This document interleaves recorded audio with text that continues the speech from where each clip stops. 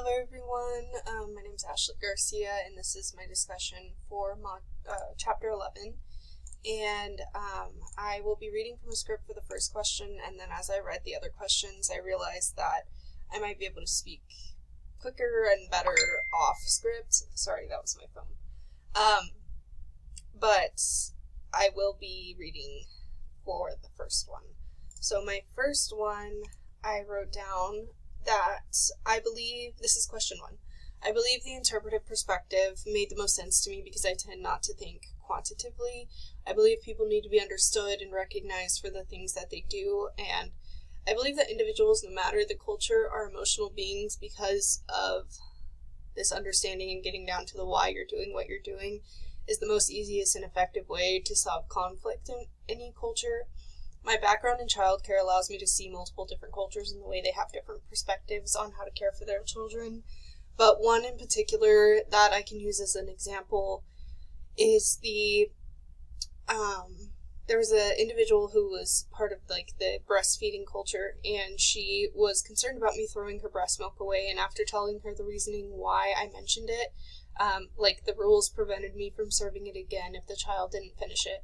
We came to the conclusion that I wouldn't throw it away, but simply set it aside in the refrigerator for her to use later in whichever way she felt appropriate for her daughter. Then question 2, the advantages and disadvantages of the major perspectives on culture reviewed, and what different types of problems do each perspective focus our attention, and which do I feel is most important and why. So I believe that the advantages of the interpretive perspective are the sense-making and kind of integrating yourself in the culture, for the lack of a better way to put it. You're putting them you're putting yourself in their shoes, and that's a huge benefit for me, in my opinion. The disadvantages are you're kind of limited into the importance of the culture, so you're focusing on the small things that matter, but not the big things, and so that's where the critical perspective comes into play. I believe that the concept of power is a disadvantage and an advantage in and of itself. So let me make sure I got that right. Yes, okay. The concept of power can be a disadvantage because then you're focusing simply on the big things and not the small things. And so you're focusing on who's important, why they're important, and kind of going from there when you make your decision and in your research, or stating your opinions in your research. It can be an advantage because you see how the hierarchy works in that society, and so instead of criticizing a powerful individual like we do in the United States, we criticize President Trump, and we criticized, or are criticizing President Biden very openly on social media. If we were to go and do that in another country, just in another country, it would not probably go well, and they tend to stray away from that kind of stuff. And so that's, I guess power would be both an advantage and disadvantage in that one. And in the social scientific perspective, I believe that, again, predictability can be a advantage and a disadvantage because you're simply honing in on what you think somebody will do given a certain stimuli, and because of that, you're not focusing on any of the things that matter or don't matter to this culture. You're simply focusing on the stimuli itself, and so that could be a disadvantage because you wouldn't be able to focus on the hierarchies, you wouldn't be able to focus on other important factors, like the example given in the textbook of healthcare. He was looking at how people should act in a healthcare setting, and he didn't see that they valued their elders above others. And if he had used predictability, he would have just simply seen that in the healthcare setting, they wouldn't have responded the way he wanted, and so he would have just used the elderly to achieve that goal of getting them to do what he wanted, basically. And so that's kind of a disadvantage.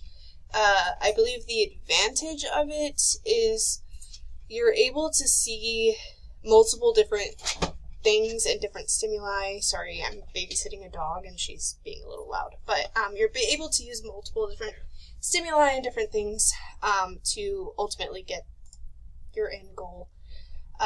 Second part of the question is, what different types of problems does each perspective focus our attention? I think I kind of addressed that, and I feel the most important perspective is the interpretive perspective. I am a little biased in that because it's my favorite out of all of the perspectives, but I believe it kind of touches on all of the different perspectives in the way that it is implemented, and so it ultimately creates an environment where you get to make sense of things rather than defining the environment based on predictability or power. And so it just kind of does an end-all be-all kind of thing. Question 3. I have been influenced by popular culture in a lot of ways, specifically Facebook, Instagram. I believe that living in today's social media saturated world, to not be influenced by popular culture, you kind of have to remove yourself from it. If you're interacting with it, I don't think that you won't be impacted by it in some way, shape, or form, especially with platforms like TikTok where they cater to what you like. And so if you're liking a certain amount of different types of things, then they're going to cater to what you like. And sometimes, individuals, for instance, my social media is kind of catered to moms and the way that home lives are going. And there was a single dad that was on there, and he was stating that, he was showing a day in the life of a single dad, but he wasn't single. His wife just worked, so he stayed home. And, so he was showing, day in the life, and I started to become very jealous of him, and I was like, when I'm a stay-at-home mom, why can't I get everything done? And it's simply because my priorities are more with my daughter, and so I spend a lot more time educating her and talking with her than I do him. And so rather than being influenced positively, I was influenced negatively, and I compared myself to him when in reality we had two different ideas of what parenting should look like. And so altogether, I don't believe it's possible to not be influenced by it unless you completely remove yourself from it. In the church community, sometimes they do fasts from social media to kind of give ourselves a break and center ourselves on the Lord and not on the world. What impact do you think popular culture is having on your own community and around the world? I think it's having a huge impact, the biggest impact at all, completely. I believe that we need to tone it down a bit when it says, is there something that can or should be done about it? I believe we need to tone it down a bit just to simply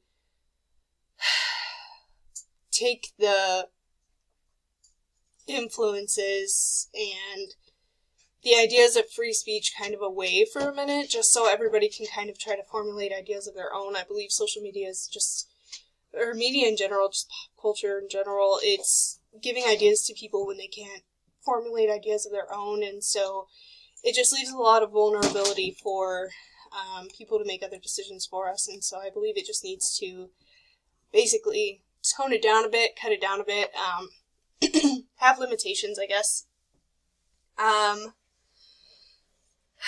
Let's see. Question 4. 4 items that you use in your daily life that were purchased because of influence from pop culture. So this is a little TMI, but one that my husband bought for me because he saw on TikTok was one of those bras that hangs down and it's cloth and then it holds up. It's like a bra towel. And he bought it based on the assumption that I would enjoy it, and I didn't. And then another thing that was purchased because of an influence from pop culture would be a vacuum that we recently bought. It was stated that it would work for dog hair, and we actually bought some washers and dryers that did the same thing, and so those were really useful in our dog lives. We have 3 large dogs with lots of hair. I guess I'm missing one.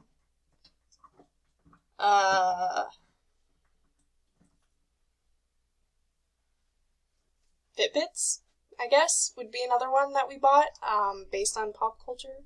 Maybe. I mean, we also wanted it for our health, but I guess the advertisement kind of helped us buy it.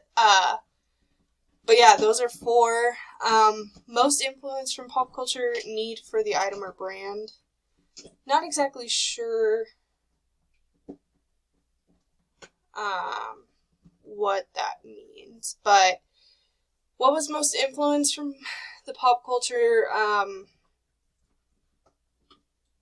I guess the washers and dryers was like our need for the item because of the hair, like the dog hair, and so we needed something that would almost get it completely gone and keep our house clean, and so therefore we got the vacuum, and I believe it helped. I do feel differently, obviously, about the first item. Like I stated, it didn't really work for me. I didn't like them. I don't really want to go into why or why not.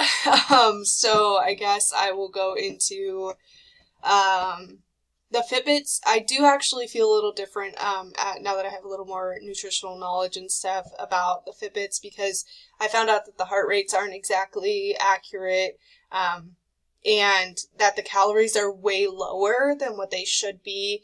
And a nutritionist actually told me that I was actually starving myself, so that I could get into the calorie deficit that I needed, and like for the Fitbit. And so therefore, yeah, I definitely do feel differently about the Fitbit. I definitely have tailored it more to my needs after seeing like a nutritionist, somebody experienced in that area. And so it's, yeah, I definitely, like, it wasn't the realization of the influence of the pop culture, but it was the realization that the pop culture was wrong, and that the item was advertised wrong, I guess. But yeah, altogether, that's my discussion. Sorry it was so long, but I hope you enjoyed it. Thanks. Have a great night.